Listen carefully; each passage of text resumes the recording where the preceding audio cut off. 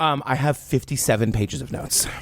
I have a lot. I have 57 pages of notes. Granted, I write in 16-point font, and it is like a gay pride flag of emotion. 16-point font is actually pretty conservative. I think it's more like 24. I have to be able to see it, Jillian. I'm just saying. You know what I'm just saying? What? Jillian Pensavalli. Patrick Hines. Ba-da-da.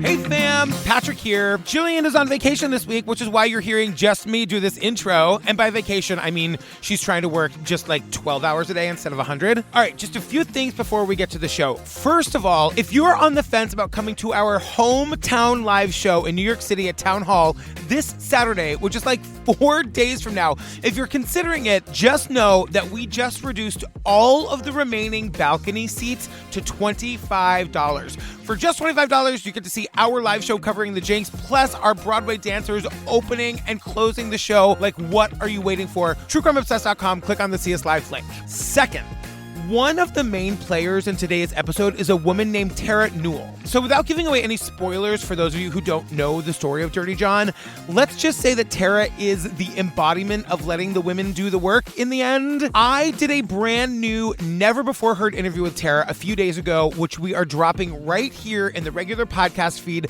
tomorrow morning. You're going to want to hear it. She is one of the most inspiring women people I've ever met, known, called a friend in my life. Oh, and Debra is joining us at Obsessed Fest, which is happening in Dallas from October 20th to the 22nd. And lastly, I have 4 more book party shows coming up before the end of the year. St. Paul and Minneapolis, I'm coming September 15th. Beautiful Phoenix, I will be there December 3rd. Pittsburgh, I'm there December 8th and 9th, but the 8th is sold out, so get your tickets to the show on the 9th before they're gone too. And then Toronto, I'm coming December 10th. You can get your tickets to that at patrickfails.com. All right, fam, let's get to this wild and bananas episode and all of the badassery that is our friend Debra Newell. Newport Beach 911. I need an ambulance right away. Someone's been stabbed. It's a girl. Do you see blood? Yes. I felt like I caused this.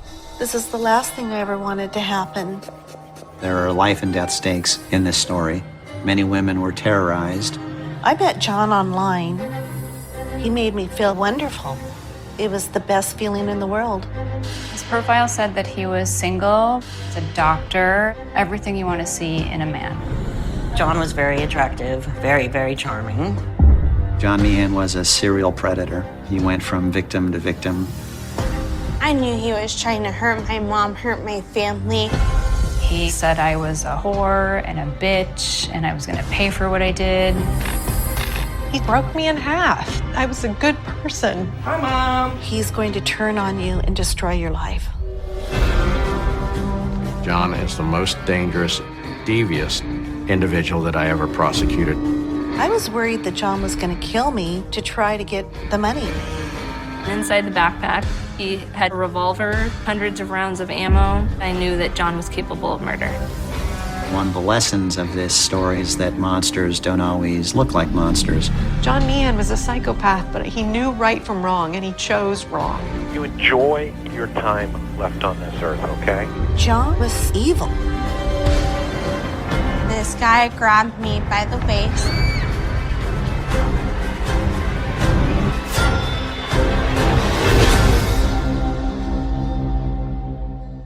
You want to start us off? Yeah. Okay. I just have something to say. Your arms are crossed. I'm really mad. Okay, tell me everything. We don't victim blame on this podcast. No. We don't do it. Yeah. And I'm, goddamn it, not going to start today. Right.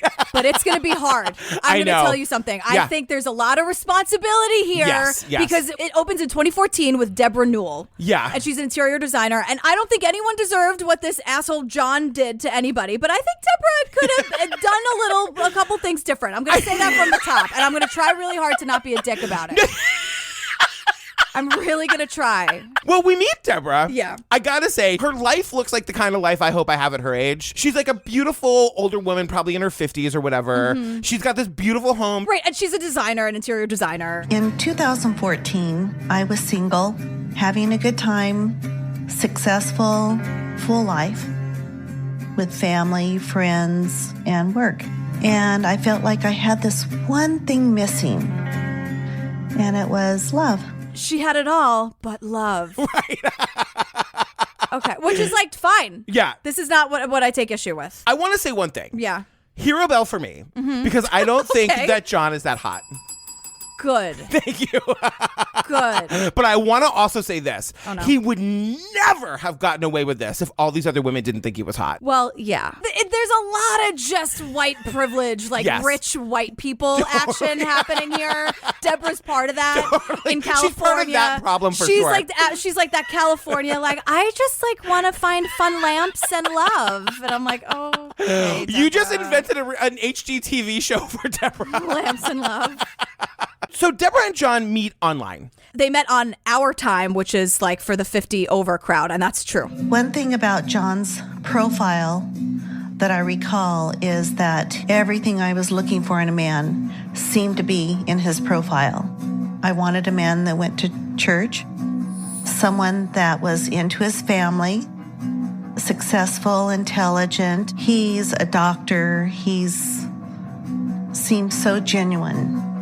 Okay, I had this as a note for later, but I'm just going to say it now. Yeah. Isn't there a too good to be true component to this? 100,000%. You know what I mean? Yeah, like he just ticked every box. But like, it's also like, Debra, I'm not going to give you like an award for wanting like a family-oriented rich doctor. Like, she's not the only person in the world who wants that. No, that's why he was able to do this for 20 years. Exactly. So she's not like, it's just me maybe, but I want someone who's like nice and successful and smart. Good looking. Shocking, Goes Debra. to church, like, right. Give me a break.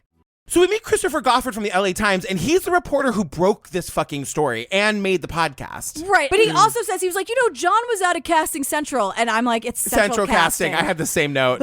What Debra Newell didn't know was that John Meehan was a serial predator. He went from victim to victim, took what he could, and found a new one.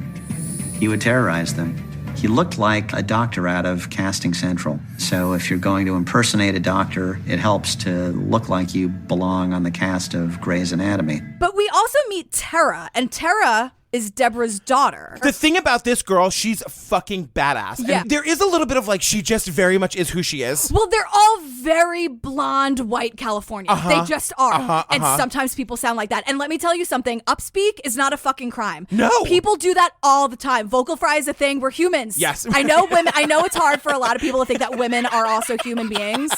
We are. I'm here to tell you on episode 158 of TCO, women are human beings. Breaking news. Breaking news. Guess what? Enough. So it's their first date. So again, red flag city. I am the mayoress. I voted for you. Yeah, and I'll vote for you again. Don't vote third party, you guys. No. Our first date, John talked about all his success, his family, a very, very charming, intelligent man. He asked me a lot of questions about my life. It was almost surreal. I'm thinking, I really like this guy. She's like, he asked me questions. It was surreal. And I'm like, wow, that dating scene must be really bad. He asked her a single question, and she was like, I'm marrying this man. Yeah, totally. And then she tells us the story about how he walks her home to her house, and then like apparently invites himself in, and then into her bedroom, and lays down on the bed and isn't going anywhere. And Debra is like, no, girl. She screeches on the brakes. I just looked at him and I said, oh no, you need to leave. And I said, that's not who I am. He was very persistent, kept saying, just let me lay here a little bit longer. Well, I was quite disappointed. This is so gross. And then she's like, well, he was kind of good looking and he asked me a question. So when he called me the next day begging for forgiveness, yes, I went on that second date. I forgave him, said, let's start over. Let's go on another date. And then, like the first few dates were perfect because he's a professional. They always held hands. They would walk and talk for hours. And Deb is so beautiful. And they were soulmates. It's like, John, pull it back a little bit. Girl. It's a lot. Like for the second date. What, did you go to the Patrick Hines School of Dating? Like the second date soulmates? Whoa. Steve moved in with me basically on the second date. What? What? Good lesbian stock. I was Right? raised by lesbians. I know. I'm just telling you, I knew that I loved him and that we were going to be together forever. And so I basically just made him move in with me. He's not a prisoner, Jillian. He wants to be there. Steve, blink twice if you're okay. Then we meet, air quotes, Jacqueline, Deb's other daughter. Oh, God. We have to talk about this for 49 minutes. Jacqueline does not want her identity revealed, so she does her interview in shadow. Right, but they don't change her voice. And like this came out well after the podcast when the entire family was famous. So like, Right. Jacqueline, I see what you're trying to do, I guess. But then don't participate at all. Well, again, it's very easy to think of these women as caricatures. These two daughters are badass bitches. Well, Jax was like, oh, I hated him on sight. Jax. I'm going to call her Jax. Jax, call me. Yeah. When I first met John Meehan, his scrubs were torn. I thought that he was a fake. I just had a very bad feeling about him. Her gut was like, nope. And She just heard you say her gut and she wants to murder you. You're the good gut, Jax. Come on. There's more to life outside LA or whatever. You're gorgeous. Probably. Your I don't shadow know. Is gorgeous. So Debra and John start dating in October. By November, John basically moved in. So that's the other thing. Like, Debra tells this story as though it just happened to her. That makes me... She's like, I don't know what happened. I found us a house. I personally moved him in, and suddenly we were living... I don't know. It all just happened to me. Like, the problem with the telling of it is that she understands that, like, this is probably going to go bad, but she made all these choices anyway. She wants to sort of tell it as a swept off my feet story, even though she is illuminating the red flags along the way at every step. Right, and I think she says things where, like, she doesn't even know that they're red flags. For example, she goes, well, Julian's really on fire tonight. I'm just really upset. She's like, I had fallen in love with John and I just really wanted to get to know him. And I'm like, Deb, what'd you just say? Say it back to me. What do you think you said? You can't be in love and then not know anything about the guy. Am I wrong? No, you're not wrong, especially at like this stage of life. At this age. So, but here's what we do know about John's family. Yeah, so we go back to 1964, 50 years earlier. John grew up in the San Jose area, and most of what I know about that period of his life I learned from his sisters. John had a father who romanticized the gangster lifestyle and the gangster ethos and brought John up to believe that if someone crossed you, you went after them twice as hard. If they wronged you, you broke their legs. If someone crossed you, you go after them twice as hard. And I'm like, what a shitty way to start, like to just like mold his little brain like that. And so John tells Deb, oh, the reason I don't talk about my family is because they're all dead. Right. And we learned that in reality, he had two sisters who were alive and well and living in California. Right. And then we meet Joe, his best friend. Oh, my God. I was John Meehan's best friend from 1974 to 1985. From 1974 to 1985. I'm like, that's specific. I wonder why that is. Stay tuned. Here we go. So he's like, John was very smart, studious, of course, never mentioned his family. And John's parents had a really bad divorce. John, of course, blamed his mother for everything. I wonder where that came from. Like the fake gangster father, probably. Great. But then we learn that John really wants to make a quick buck. So he pitches the idea to his friend Joe of being gigolos. You guys... Gigolos. That's right. I said it. Because they said it. John just came up to me and he said, we could make so much money doing this gigolo thing. We would have sex with older women and we make all this money, $200 a pop. Back then, that was a lot of money. So here's the thing. We see pictures of John, and John's a very hot, like, handsome, older guy, whatever. You just said you don't think he's hot. But I can see how people would be attracted to him. Okay. This guy, Joe, does not look like a guy that, like, older women are going to pay to have sex with. Right. So he's painting a picture where they were supposed to be these, like, young, hot studs. Just a gigolo, and everywhere I go. They were gigolos, Jillian. And Joe's like, just to be, like, super specific, they were much older women. Right. Who, like, really wanted to get some. And this kind of sparked the idea that, like, oh, like, older women kind of want, like, a young piece like me. Young hot piece like me, says John in his stupid dumb brain. And so that's kind of what sparks this whole thing. Again, of him trying to manipulate older women. They were gigolos. I know. Is that a thing? I mean, I think it's just sex work, really. Like, right. So yeah. You just never think of it. What a world. I know. What a time to be alive. Time to be alive. So anyway, yeah, I guess gigolos are a thing. In conclusion, thanks for coming to our TED Talk. So, you guys, med school is expensive. Right.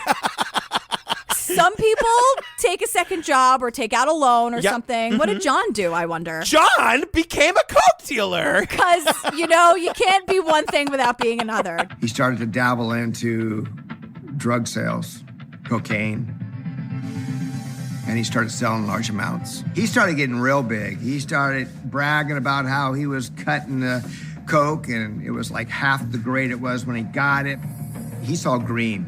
It was money, money, money. All hours of the night, people were coming over, 3, 4, 5 in the morning. And I saw a change in John. First of all, I guess you can't be like a small-time coke dealer. He is dealing large amount, like kilos and kilos of coke. But it also seems like if you're dealing cocaine at the level that John is dealing at this point, that's your full-time fucking job. You're not a student anywhere. Right. And the thing is, like, we have Joe here to tell us what happened. Yeah. So Joe's like, okay, so one day John's like, hey, bro, can you help me get 3 kilos of cocaine for some associates of mine? Oh, my God. And dummy Joe was like, yeah, that sounds like a great idea. And I was dumb. I wasn't the big dealer like him. And I said, okay, yeah, I got some guys. I went and set it up.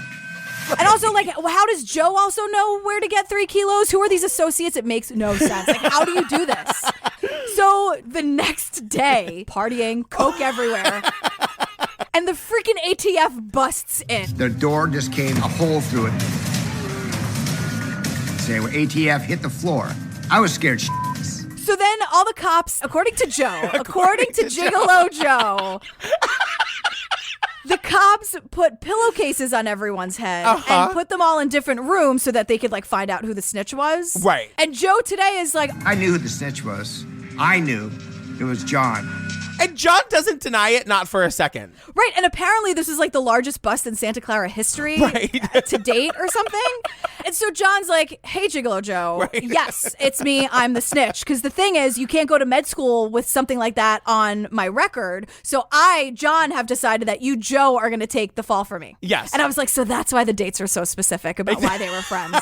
That's exactly why.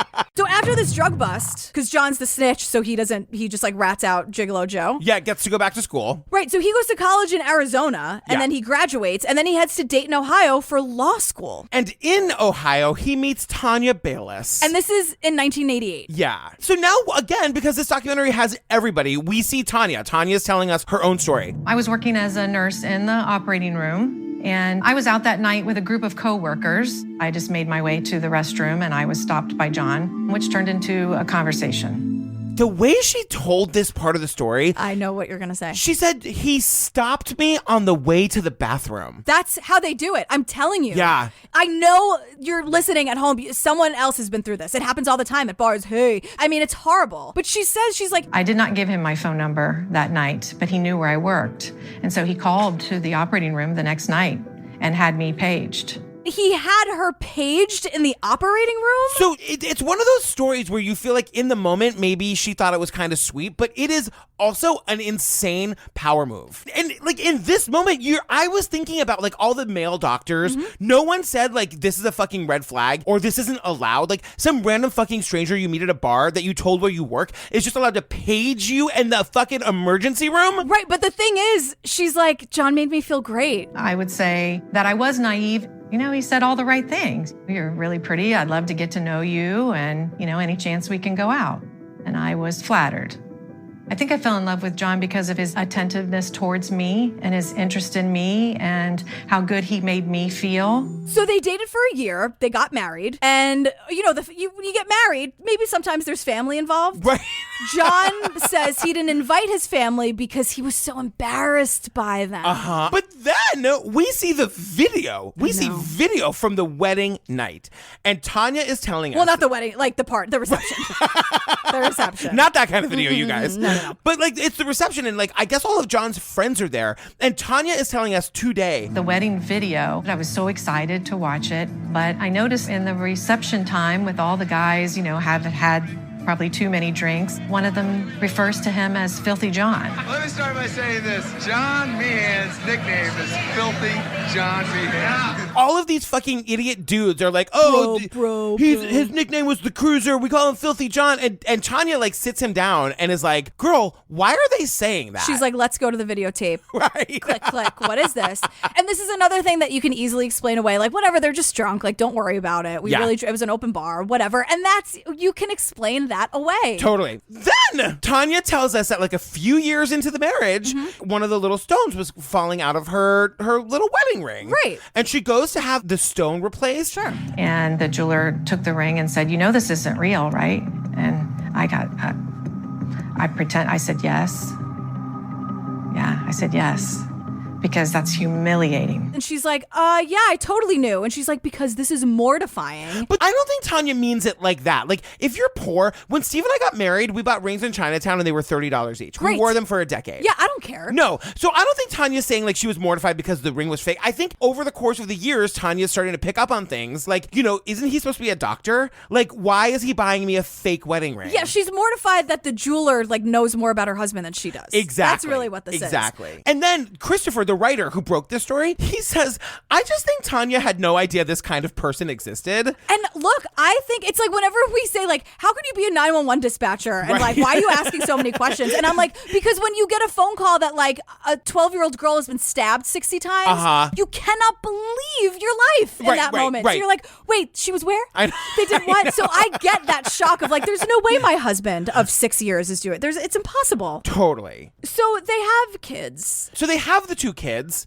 And then John takes her aside and just decides he's not happy out of nowhere. And then, of course, Tanya, you can hear the regret in her saying this to this day. She says to him, like, and I said, what's wrong? I can change. Yeah, what can I do other than supporting you financially and making all the money and being a mother and your supportive wife? Like, is there anything else I can do? Anything else I could possibly do? Do you need anything? Yeah. So John files for divorce, and she was devastated because she married him to be with him forever. So, Tanya is like... Oh my God. Tanya is putting on her goddamn Inspector Gadget hat. Well, it's her brother-in-law who really does it. So her family is just like, hey, girl, like... Because she's going through it and she's like talking to her family, which I think is great. Like she clearly has a support system. Yeah. And her brother-in-law is like, why don't we find his family? This does really seem so different from what it was like for these 6 or 7 years or whatever. Yeah, and the internet was invented 5 minutes ago. So let's get on the online and do that. Brother-in-law gives the family a goog. And Tanya's like, he found John's mom's full name and phone number in 5 minutes. Yeah. And was like, here you go, girl. Just call her and ask her what's up. Right, because remember, John's telling everybody that his entire family is dead. Or he's embarrassed by them. No, he was embarrassed by them for Tanya. Oh. They were dead for Angela. See? With my niece trembling, I dialed that number and I called her. And I said, Dolores, this is Tanya. I'm married to your son, John. And the phone was silent. And then she said, oh, Tanya, I knew you'd call me one day. And basically the mom's like, what took you so long? Was that Columbo? No. Columbo was, let me ask you a few questions. Just one more thing. But... Oh my God. So John's mom like spills the tea. And she unloaded on me that he had been arrested, that she asked me if he's still using drugs. And I said, what? John's mom is like, actually, you know what? Just call his sisters because they'd love to talk to you. And Tanya's like, sisters? Right. So I called both of his sisters. They laid out a lot of stories about insurance fraud, about having a friend, hit him with the car on purpose and he broke his leg and he got some money for that he had put some glass intentionally in his taco at Taco Bell and filed a suit against that. That was not congruent with the man that I married. So Tanya's like, this is interesting information. And then she just starts straight up snooping. She's like, my brother-in-law did that awesome googing thing. Like, let me see what I can find. And she finds like her coworker's photo with like their face circled, like creepy serial killer shit. Seriously. Directions to a hotel room. And then like all the anesthesia drugs. John had potent anesthetic drugs. There was no reason for those to be there. I'm a nurse anesthetist. There's no reason that you bring home drugs. I knew that something was wrong, but I didn't know what it was. And then, as if it can't get any worse, right, she realizes that not only was John using the drugs himself, but he was shipping the drugs from Ohio to California to his brother. And then his brother fucking dies. He overdoses. He overdoses on the drugs that John was sending to him that he was obviously stealing from the fucking hospital. They call me and say the brother is dead. Then basically I'm saying this needs to end right now. I can't hold on to this information. I don't know exactly what he's doing, but I've got to report this. That's when, I went to the police and said, this is what I know. The minute Tanya learns about this, right down to the nearest precinct, and she tells the cops everything. Yeah, my husband basically killed his brother by supplying him with these drugs, which is absolutely tragic. Right. In the middle of all of this, John moves to Indiana. Yeah. John moved to the state of Indiana, started working there, and some friends of mine who are also nurse anesthetists warned the board that he was there. This is a period of time where things got really scary for me.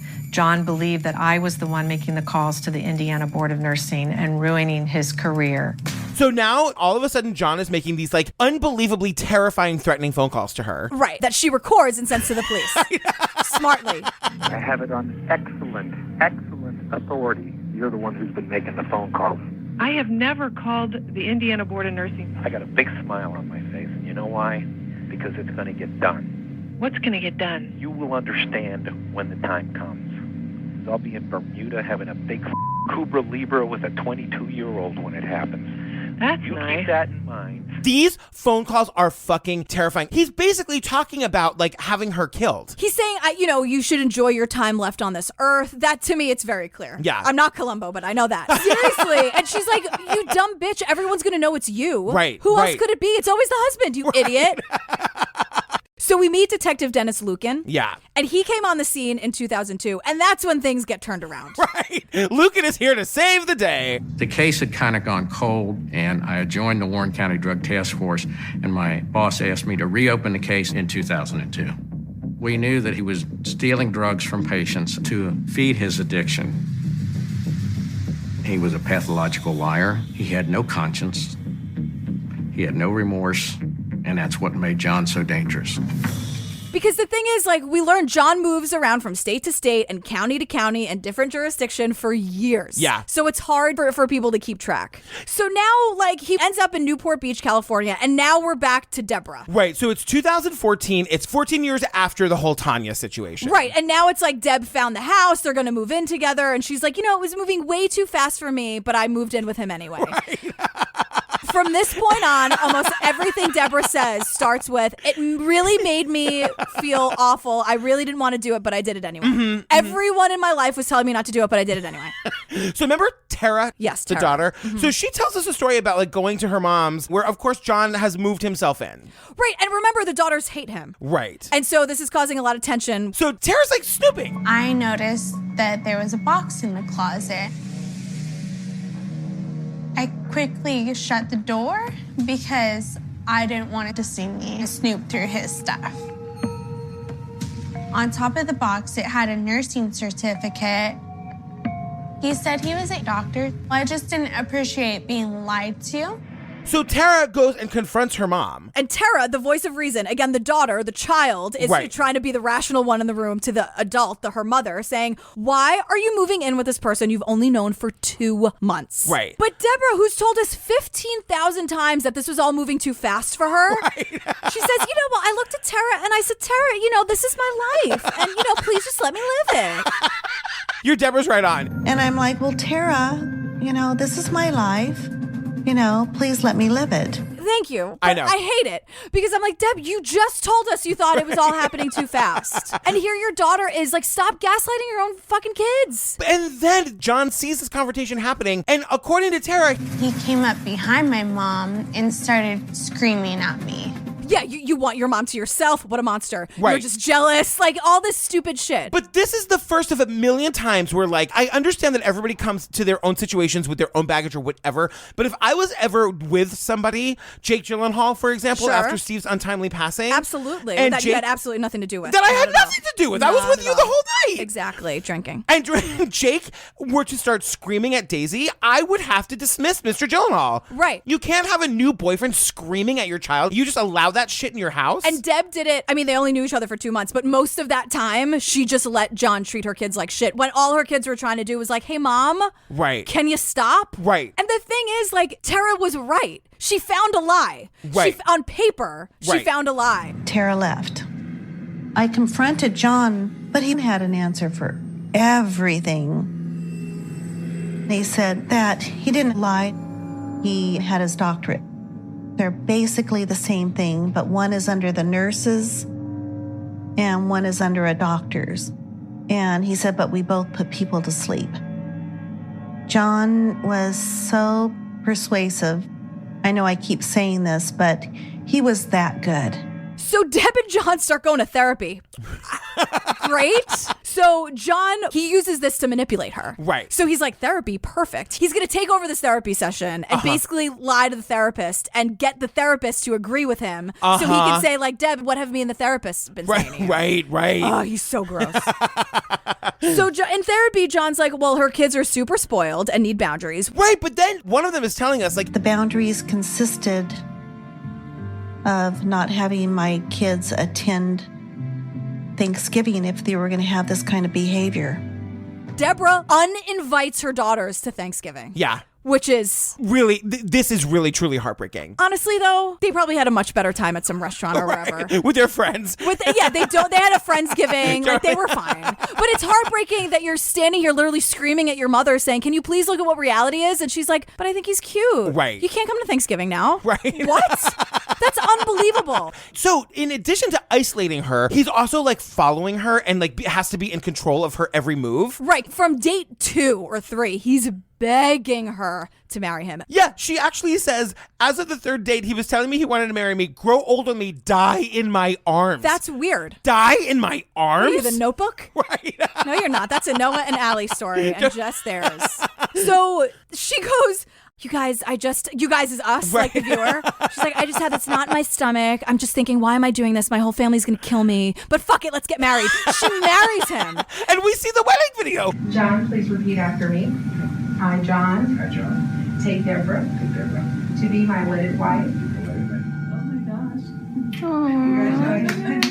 I cannot believe that we are seeing the wedding video. It's unbelievable. And she didn't tell. She secretly gets married to this guy. Right. But then at the wedding, we hear people like, oh. And I'm like, who was there? Right. He has a dead family or they're all embarrassed. She didn't Yeah. tell anyone because they'd all be mad at her. And I'm like, oh, wait, it's Vegas, It's right? Vegas, baby. It's like paid witnesses. It's bachelorettes. Totally. And Elvises. Totally.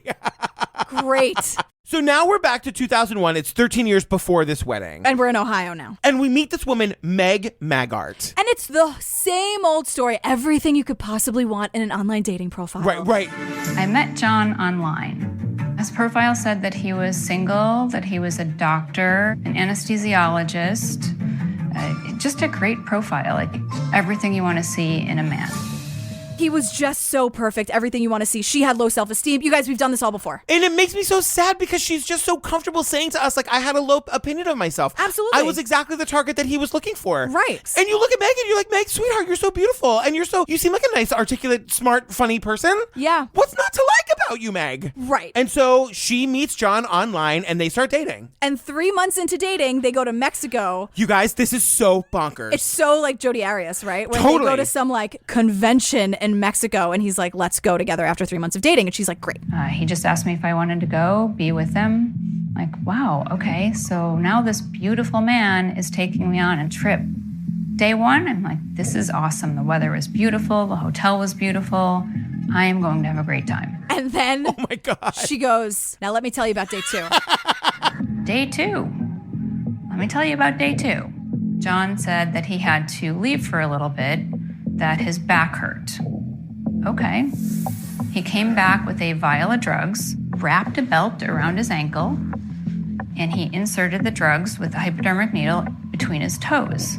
He's shooting drugs with an intravenous needle in between his toes in the middle of the room. At like 11:30 in the morning. He's shooting up in between his toes, Jillian. I know. In between his toes. I don't want to. He's known her for 3 months. Like, I feel like I didn't burp in front of Steve for a year. So Meg is like, okay, I'm terrified. Right. But she says, but I'm also brave. Which I love. Oh, I love Meg. So she's like, this is not right. No. Call me crazy.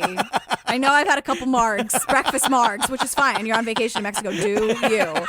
And so John somehow gets her to bring him to the hospital to get even more drugs because apparently this piece of shit can convince anybody of anything. And I think Meg also saw that as maybe an exit strategy. Like, I'm going to take this dipshit to the hospital and get the fuck out of here. Because that's exactly what happens. Right. She doesn't even stop the car. She just pushes him out into the hospital like, bye. And she hightails it the hell out of there. Yeah. When I leave Mexico, John is still in the hospital. I drove home, getting all of my luggage out, and John's gym bag is in there. And his gym bag had spilled. And I found a business card, that had his ex-wife's name on it. So I called Tanya the next day. Meg wastes no time, is immediately calling Tanya and being like, Girl. bitch, you're not going to believe it. I know. Also, my name's Meg. Anyway, and tells her everything. And then Tanya's like, you know who you should call? Detective Lucan. Totally, that detective. Right. So Meg's like, okay, girl, loving you. Call me every 5 seconds. Let me know you get home safe. They're best friends now. They're making a true crime comedy podcast. 100%. I would listen to it every day. I get a call from Meg. He told me that there had to be drugs in John's house. He was afraid there were weapons in the house. He told me that they had been trying to get John for months and months. He asked me if I would go into the house and see if I could find any drugs. She does it. You guys, she does it, and she's telling us that she's scared out of her fucking mind. She's like, I know that piece of shit is on a bed in Mexico, but like, I was afraid that every second he was gonna pop up right behind me. Absolutely. Yeah. No question. And then they did this thing in the documentary reenactment where like they did like an image of a man and I screamed. Did I you? I screamed. Girl. I know. He's not here. It's okay. So everything that incriminates him is up in the attic. I was so afraid to stick my head up there. Stuck my head up there, and it was chock full of empty vials. There were vials stuck in the gym shoes. There were vials everywhere. I couldn't believe it. Like, this is really true. And this man is now going to kill me because I helped. She is incredulous. She can't believe. She's like, oh my God, I really liked him. I was in Mexico with him. I know, like this morning. Those breakfast marks are just wearing off. I know, and that'll sober you up real quick, seeing vials and weapons. Yeah. So she's now in fear for her life because she's like, who is this person? Oh my God, can you even imagine? I cannot imagine. So she calls Detective Dennis back, and she's like, bitch, you're not going to believe it. And he's like, I'm on my way. So they get a search warrant, and then they get to the house and really turn the place upside down. They're finding guns, which she can't have because of the restraining order that Tanya had against him. I'm sorry, just your turns of phrase when you said turning it upside down. I don't know why that was so funny. That's a thing people say. It totally is. Sometimes when you react like that, I'm like, did I say it wrong? No, Because no. I probably did. You guys, being a woman, I'm just like, what did I do wrong? That's what it's like. Can you imagine? I sneeze and say I'm sorry. It's bad. And I'm a good sneezer. I go into the elbow pit and I just go, oh, I'm sorry. Isn't that so awful? I love you so much. Isn't that horrible? That is really horrible. I need to stop. Like, I just need to Yeah. stop. It's just a thing. Like, that needs to get out of my body. I'm sneezing. I'm a human. That's okay. So they find a gun, which, funnily enough, John can't have because of that restraining order that Tanya with the girls, Emily and Abby, has against him. So they're like, this is great. It can't, like, every single thing they uncover is horrible, but also awesome. Yeah, and so they actually charge him. He gets like hauled into court. You guys, he gets like all this time. He gets like 2 years in jail. He pulls this shit where he tells the judge like, okay, girl, I know I need to go to jail for this, but I have to like deal with my dogs. He has to like feed his dogs. Leave the dogs out of it, number one. I know. John is supposed to show up at 10 a.m. for sentencing on Monday morning. He doesn't show up. Lucan wastes no time. He calls Tanya, the ex-wife. That Monday, I got a call from Detective Lucan. And what he said to me was, Tanya, John did not show for his sentencing, and they sometimes take hostages. She needs to run like hell and get away from John. And he said, I want you to go get your children out of daycare and school and go hide. Hide. He says, hide. died. Yeah, he's like, you need to run like hell and get away from John. Sometimes they take hostages. Can you imagine getting that phone call? No. It's like, detective. I know. I hope he said. Right. I hope the context is more like, how's your morning we going? need to talk about this. And like, I hope you're sitting down. I'm going to tell you some really scary things, but also be running while I'm on the phone. Totally. Get on the cordless, girl. So Tanya didn't need to be that worried because John goes to Michigan where he robs 3 hospitals he used to work at. He robs them of their anesthesia kits. And you guys, this just gets crazier. Yeah. He goes to the hotel room where he like takes all the drugs. Right. Some poor hotel attendant finds him passed out on the floor. Right. This poor attendant calls 911. They get him an ambulance. He's in the ambulance. Like in the middle of the road, John jumps out of the ambulance. He jumped out of the ambulance, ran into a local department store, climbed up an elevator shaft, and fought like hell as the cops tried to climb up and get him. Runs up an elevator shaft. Which is like, how do you even... The superhuman strength of like 3 anesthesia kits coursing through his veins. Seriously. He's hanging on to like this elevator shaft. These cops are underneath him trying to jump up and get him. They can't get you, Em. I know. One of the cops jumps onto his legs. They all fall 15 feet. Right. And Detective Lucan's like, they fought like hell, these cops. Oh, God, did they fight like hell to try to get him in an elevator shaft. I still don't even know how he ended up there. It's in a JCPenney. In a JCPenney, of all places. It's all insane. So at that point, John was placed under arrest for the theft of those anesthesia kits. So the cops arrest him after this like stint at JCPenney. Uh-huh. And he's going to jail. And Tanya says, like, I was going to have 2 years of a reprieve. But that's not what happened, Jillian. Right, because in Ohio, and I have a lot of mixed feelings on this. So in Ohio, if you successfully complete treatment after a drug charge, they clear it from your record. So you get sentenced to jail, but they put you in rehab. And if you complete like the 30-day program or whatever, they release you and they wipe it from your record. Which can be great. Yes. And also terrible, and we're living in the terrible. Right. So he's back on the street. Right. And the thing is, he finds out somehow, because again, he can get anybody to do anything for him. He finds out that our friend Meg. Remember Meg Maggart? Her name was on the search warrant. Of course it was. And the search warrant where she found all the vials in the attic, that whole thing. Right. He loses it. Yeah, John goes crazy. John calls me and tells me that I'm going to regret ever helping Dennis Lucan.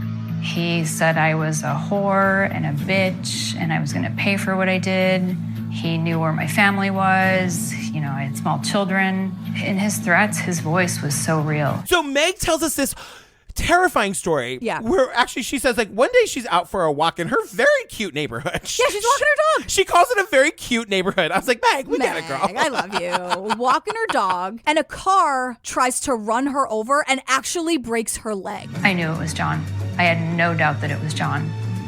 He knew that I was on that search warrant. He believed that I had just ruined his life. This guy just tried to kill me. So she calls Detective Lucan and she's like, is this... Because Detective Lucan's on our side here. Right. He really, really, really wants to get John. And he's like, he had an alibi, which just means he paid some guy and hired some guy to kill his wife. But his also... ex-wife, his ex or whoever. What's the alibi? I want to see the alibi. Nobody even tells us what it is. He's probably on video somewhere, putting shards of glass in his Taco Bell taquito or whatever. Fiestas or whatever they want to have from the Wonderful Whites. So back to Deb. Remember Deb? Yeah, Deb is like the main player of like the ladies of the story. Right, because she's the last person he scammed. Really. Exactly. So it's 2015. It's like 13 years after the last action of the last episode. Right. So like by the time he marries Deb, and also it was a secret wedding and she didn't tell anyone in her family because she knew they were all going to get mad at her because for the last 2 months, because they've only known each other 2 months before they got married, both of her daughters have been screaming and saying he's lying and we hate him. Please listen to us. That's where we are. Right. With Deb. And in case you're wondering, her daughter Jacqueline is still in shadow. Yes, Jax has no time for this. Also, she's famous now, so we know who you are, Jacqueline. But whatever she wants to do. So Deb talks about how he used to say to her, like, you have it so good. You have no idea. I'm so good to you. No one else would treat you this way. John was the perfect husband. He doted, and he would tell me all the time, you have it so good. I am so good to you.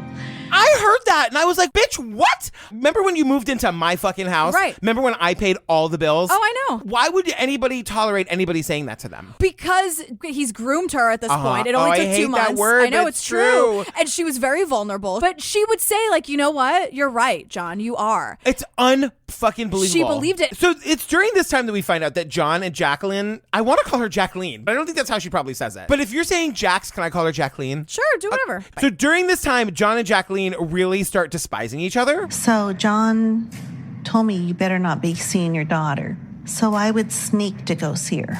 Like, what is happening? You know, the thing I have to remember is what you just said a minute ago, is that she's been groomed. And I have to find it in my heart to make room for that, because you try telling me at 50 years old that I can't go fucking see Daisy. See how that goes for this relationship. Right. And I understand that it's a thing that I don't understand. I get that it's real and this really happens to people. Yep. It just makes me fucking furious. I know. And you and Jacqueline, you guys agree. Yeah. So she decides, taking matters into her own probably perfectly manicured hands, she puts a tracker on his car. I was determined to get evidence. He was lying. So we put a tracker on John's car. I was curious about everything that he did. I loved it when Jacqueline tracked his car. I thought, at least someone's doing the dirty work. I just have in huge letters, she put a fucking tracker on his car. It's amazing. I am obsessed with her. It's amazing. I would be too scared to do that. Unbelievable. Let the women do the work. Always. Thank you. And the thing that I thought was so amazing was like this fucking guy, John, who's like savvy. He's a con man. He's been doing this for 25 years. Never thinks to look to see if anyone's put a tracker on his car. We see it. It's the size of a smoke detector. I know. It's not like a little chip. So here's what John would do all day. He would hit up 3 or 4 doctor's offices in one day. Sometimes he would only be at these places for 30 minutes. My theory was he was getting different drugs at different doctors. And then he would go home, be on the TV playing video games, be sleeping for like 14 to 16 hours straight.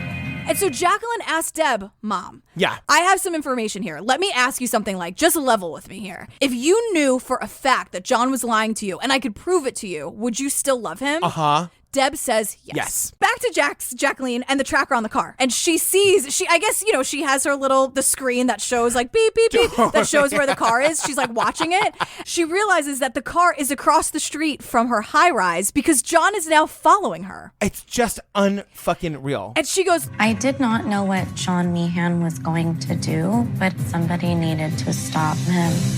So now her intention, and same with Tara, it's more about, this is bigger than us. Yeah. He needs to be stopped. Like, this is crazy. She put a tracker on his car. I cannot get over it. I know. So now, like, John and Deb are married. She's totally isolated from her family, but everything is saying, get out. I started missing my family so incredibly much.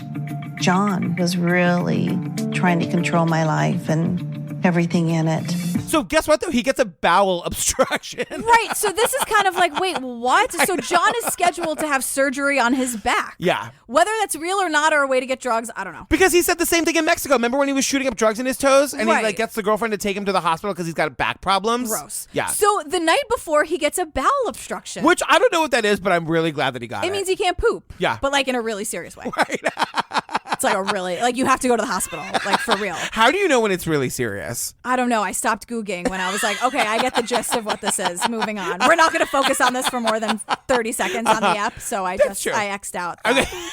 Again, your Goog history. It was a pretty safe week, honestly, in the history of my Goog history. How long does it take for a body to decompose in a trunk? You didn't have to do that this week? No, like plus chloroform. That was a really dark time. And it's going to live forever. Like it's on my record forever. Yeah, it's true. How, like when does a body start to smell? That was horrible. That was a really bad time in my life. So this bowel obstruction, whatever, is so bad that he actually has to go to the hospital like on not his terms. Right. Because Deb's like, girl, like poop. Like, poop it out, And so she brings him to the hospital. And good for her for not laughing when she tells this story. She tells it with a straight face. So now because it was an actual emergency. Good for her for good on you, Deb. Look, everybody poops. Of course. The body is a weird, crazy thing. Things happen. This is really going to help me with my not apologizing for sneezing. If I'm like, the body's going to do, I can't understand it. Sometimes you have to poop. Anyway, so because this is like an actual emergency and it's sort of out of his control. Yeah. It ends up that Deb now has his phone. Yeah, he's at the hospital. She's not doing that thing where you snuggle up next to the person in the hospital bed. She's like, fuck that. I'm going home. Right. So also, this is also like, Deb, you knew that this was bad news and you just didn't want to believe it. Because what's the first thing she does? She gets his phone and starts a-scrolling. She starts a-scrolling. And I saw all these different women. And I started snapping shots of it, of his phone. I was 1,000% heartbroken, felt betrayed. It was hard. She says she felt heartbroken and betrayed. I get it. Like, look, she's devastated. If she's just gonna like go along to get along and she's bought into this nonsense and she's been brainwashed, I can see when you're confronted with actual evidence, it would be devastating. And so she's all devastated. She needs her best friends, her daughters. So the first people, she calls Jax and she's like, okay, I believe you now. But they go into his office and they find the goddamn truth. The papers show that John has numerous names, numerous social security numbers, and it's stating all these different, I think there were 7 or 9 restraining orders against him,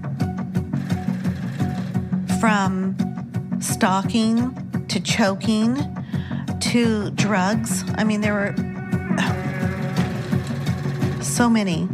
So Deb finally is like, I guess he wasn't that great of a guy. And I'm like, just say he's like an evil person. And she says, like, I was just his latest victim. So Deb finally, because you know Jacqueline is like, now I'm doing it. Jax is like, Mom, do you see what I'm saying? Yeah. And she's like, yes. So we gotta go. Deb makes a run for it. She's like, I scrambled, grabbed all my stuff, and moved away. And now, like, almost like as quickly as it all happened, she's like, we're getting a divorce. I'm moving. Now she's like at 100 about it. I realize I need to end this marriage.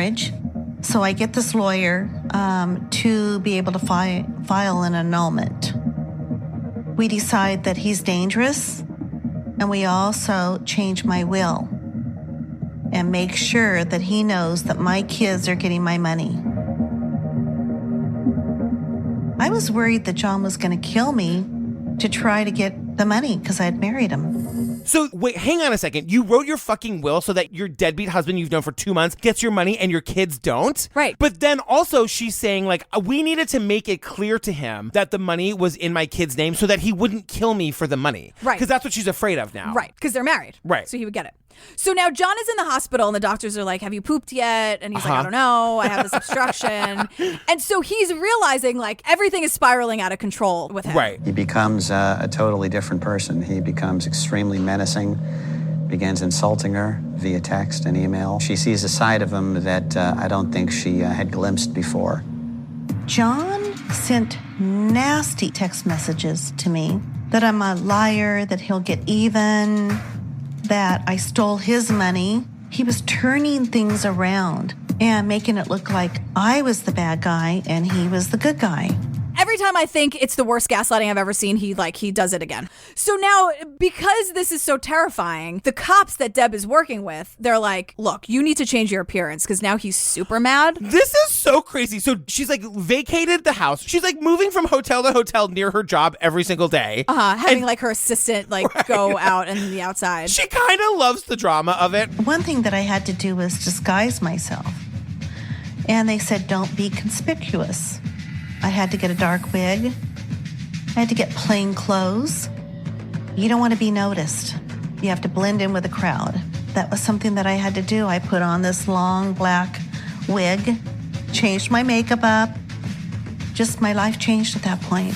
So then he's like, okay, so the gaslighting and threatening her life isn't working. So one day he just calls her and he's super nice to her. And he's like, I can explain. You know, they call this hoovering in like abusive relationships. Oh, really? Where they're horrible and then they try to suck you back in like Hoover, like the vacuum. God. So that's what he's doing to her. He's hoovering her now. And he's saying like, yes, I did go to jail, but I was framed. He goes, I couldn't bear telling you I was so in love with you. I thought you wouldn't date me if you knew that. What he told me about the awful text that he had sent me is that he was drugged. He had so many drugs in his system, he was out of his mind. I was drugged. I was in the hospital and it was my bowel, it was my poop drugs. I couldn't poop and also I have MS now. He said, I have no one and I have MS and I have nowhere to go. Deb buys this hook, line, and sinker. So Deborah goes to the hospital to see him. She's explaining the scene of him just like sobbing. I'm just thinking like, okay, I've worked through my 7 stages with Deborah. So I'm sort of at the acceptance stage that she's about to take him back. And I don't understand what she has been through in her life that makes her do this. I don't understand it. I know. And then we get from our experts here, and it kind of cuts us down a little bit because it's like, you know, on average, it takes a woman 7 times to leave their abuser. So Laura tells us that, hot British Laura Laura tells us Yeah. that, and that really did. I rewound it. I had to listen to it again. Yeah. I mean, the thing is, it's just so heightened here. Oh, yeah, because he will kill her. And you have the evidence in your hands. You found the social security numbers and the applications for the semi-automatic weapons and the fake vials names and the this and the yeah, that. like you have the evidence is in your house. And your daughter's begging you, like, Mom, can you open your eyes, I know. please, for us, I for know. our relationship, please? So I think that I want to say to everybody who's told this story, the podcast, the articles, the documentary, give us a little bit more of Deb's backstory. Yeah. Because there's no way as a viewer who hasn't experienced something like this, you can't be mad at her. And I know that we can't be mad at her because Sure. she's a victim here. I need to know more. I need to know more about why she is susceptible to this. Right. You guys, Deb gets back together with John secretly. So she tells us immediately, like, he's back in the house and things are just going right fucking downhill again. Yeah. And then we're right back to him trying to re-isolate her. One person he despised was Jacqueline. He saw me as a threat, and I saw him as a threat. He told me that if I went and I talked to her, he would make sure she was thrown in the ocean and never come out. You guys. And then she tells us, this is the last straw. This is when I knew I had to go. So Deb, she knows that on some level she's got to protect herself. Yeah. So she has this nest egg. She's been hiding money for herself. Right. And also she wants to try to cut him off financially to limit his resources for like hitmen and like drugs. Right. And all the stuff that he's into. Because we never really get an answer about, like, does he have a job? Is he getting paid? Or is he just living off of her? No, I think he's playing video games and sleeping for 14 hours a day, as per my previous email and the tracker and the surveillance footage. Exactly. So Deborah is literally hiding bundles of $100 bills around the house. Right. So he finds the money. He comes storming in. He's like throwing the money at her. Yeah. And he says, "What are you doing?" And I looked at him and I said, "It's my money." And he says, "Technically, it's both of our money." And started bullying me.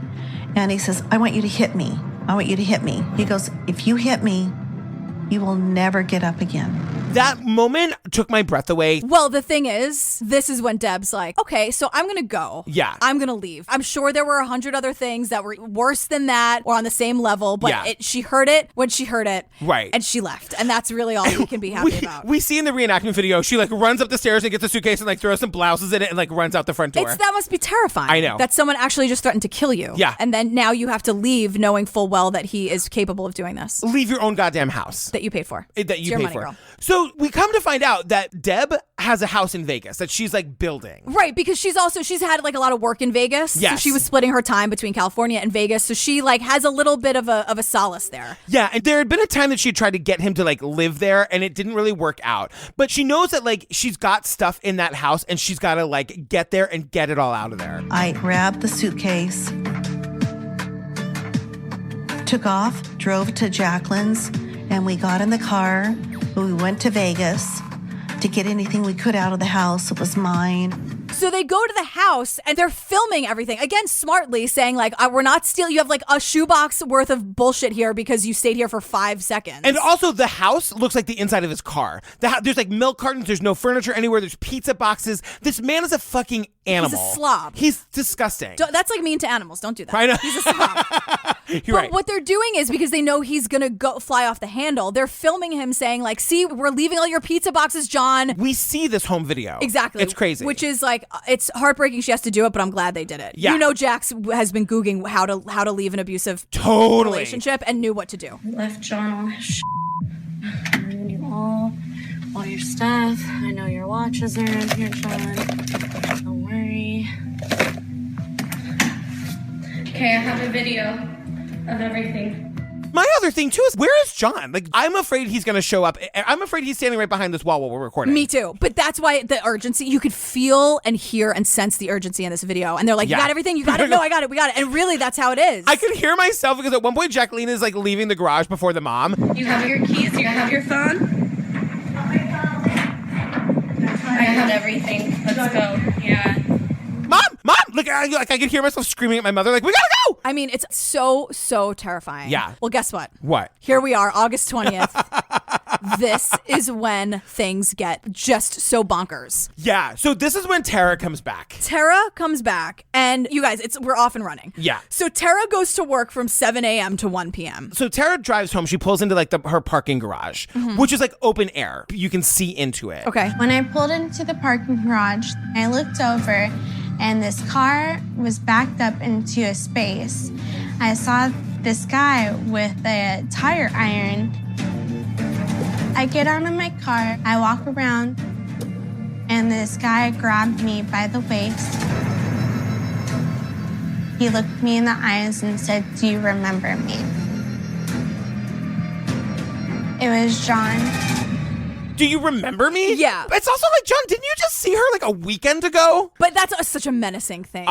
This is the moment. They all said this was going to happen. He's coming after one of us. And right from this moment, she is in a fight for her fucking life. I knew I was in trouble. I knew he was going to try to kill me. He's trying to push me towards his car. His trunk is open. I bite him as hard as I can.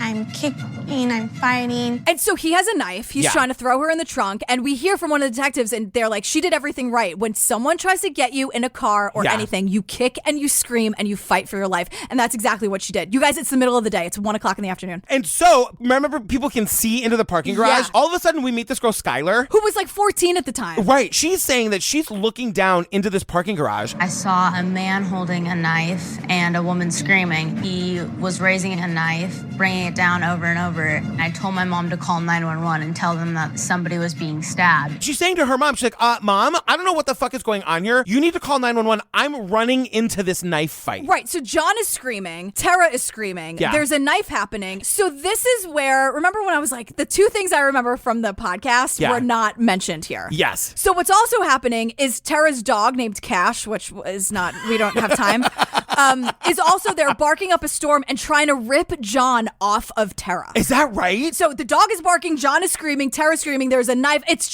You can't ignore these sounds. Also, it's 1 o'clock in the afternoon in this super fancy neighborhood. Yeah. Like, people are going to pay attention. Right. So John drops the knife. And it landed exactly right next to me on my right-hand side. I didn't even give it a second thought, picked up the knife, and I started wheeling back on him. I know it's either him or me. I'm stabbing him with all my might. I was fighting for my life. And she does what is known as the zombie stab, and she stabs him in the eye. So this is another thing. We learned throughout Dirty John, the podcast, that Tara was like obsessed with the zombie apocalypse. Right, that's not mentioned in this documentary at all, but and I remember it from important. the podcast. Yeah. She loved The Walking Dead. Yeah. She was actually, for real, preparing to survive a zombie apocalypse. Yeah. If you've watched a single 5 seconds of any zombie movie in your life, you know that you kill them by stabbing them in the brain. Yeah. So what Tara did was all of this prep for the zombie apocalypse is what saved her life. And remember, Tara is 125 pounds. And 19 years old. And 19. John is 240 pounds. And saw this coming a mile away. He begins falling on top of me, and he gasped. I stabbed him once, like right here, and then I stabbed him in the eye. I just start screaming. Tara takes the knife and stabs him through the fucking eye. Piercing his brain. The dog is barking, pulling him off. The 14-year-old neighbor, it is bonkers. He's done. And then she sort of rolls him off of her. Skylar, the neighbor, picks her up, calls the police. We hear the 911 call. Yep. Hi, I need an ambulance right away and the police. What address? Someone's been stabbed and he attacked a girl. It's a girl and her dog, and then a guy is on the ground. I'm not really sure what happened. We just heard her screaming. Do you see blood? Here. Yes. The police show up in this parking garage and we see the fucking dash cam. And we hear her. Yes. We hear Tara saying, I need to get away from him. What's wrong, John? I know he was going to kill me. He's dead. He's on the ground. Tara can't believe that he's not going to jump up. She's traumatized. Of course. It's crazy. There's the dog at her feet. Right. Hey, girl. Girl, we did it. So then Tara calls Debra. Oh, my God. And says the following sentence. Mom, I killed your husband. I killed him. And I get this call. And it's Tara screaming, Mom, I killed your husband. I killed your husband. I'm like, what? So now Tara is in the hospital being questioned and taken care of because she has a lot of wounds here. He did stab her. For sure. And the dog is in every photo that we see in the hospital bed. Oxygen, please.